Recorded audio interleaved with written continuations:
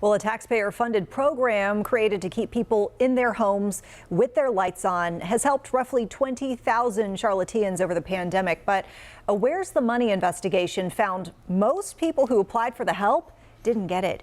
Our Nate Morabito learned RAMP Charlotte approved less than half of all applications. We discovered that's lower than at least two comparable cities. The reasons for most of the denials? Ineligibility and a lack of proper documentation.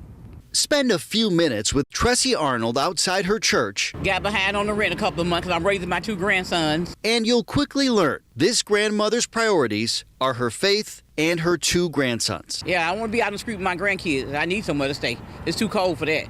And then the virus out, I don't want to be up in the shelter or nothing. She can thank RAMP Charlotte for keeping the three of them warm and protected inside their Beatties Ford Road corridor home. A lifesaver. Yes, it was.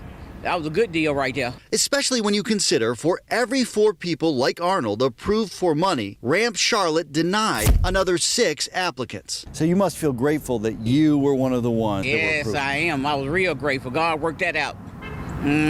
Well, it felt like that, nobody cared. Joe Huss can't say the same. I was just, basically beating against the wind. The Charlotte veteran, behind on his house payment, spent hours waiting in line, hoping to apply for mortgage help, thinking he'd qualify, since COVID-19 shut down the library, his main source for a computer, internet, and job searching. They wouldn't even let me apply. But Huss couldn't get past the gatekeepers, later learning he's not eligible. Now I'm probably at least 6 months behind.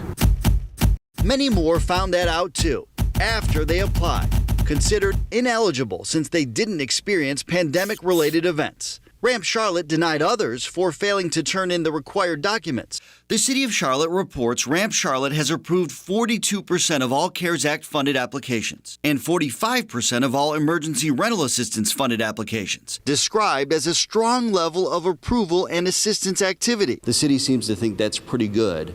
What does that tell you? That number reflects that there's still a lot of people in our community that really need help. City Council member Malcolm Graham chaired Charlotte's Great Neighborhoods Committee for most of the pandemic. We were not able to help everybody. Some folks simply fell through the cracks. Considering how quickly the city rolled out the program and the nearly 20,000 people who received a combined $58 million worth of help, we tried as best as we could to get the word out. He believes RAMP Charlotte remains a great success story. Obviously, no program is perfect, but I think based on the hand that we were dealt, on the dollars that we had available, we tried to put our best foot forward. That's not to say the city won't reassess to identify best practices.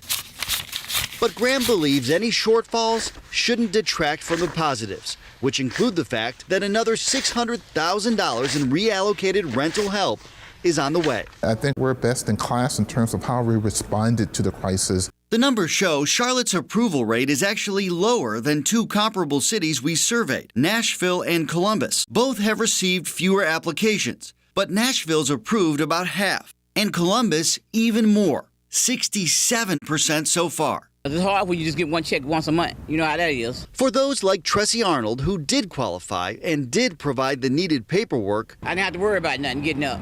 The impact can't be overstated. The grandmother's expecting a second round of RAMP Charlotte rental assistance soon. God been taking care of, man. I know they're going to pay it. I believe they're going to pay it. And keeping the faith while she waits.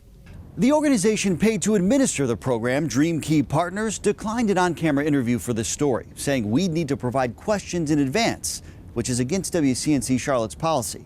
A spokesperson said while it's unfortunate that RAMP Charlotte was created as a result of COVID-19 hardships, we are proud of the work and partnerships. Nate Morabito, WCNC Charlotte.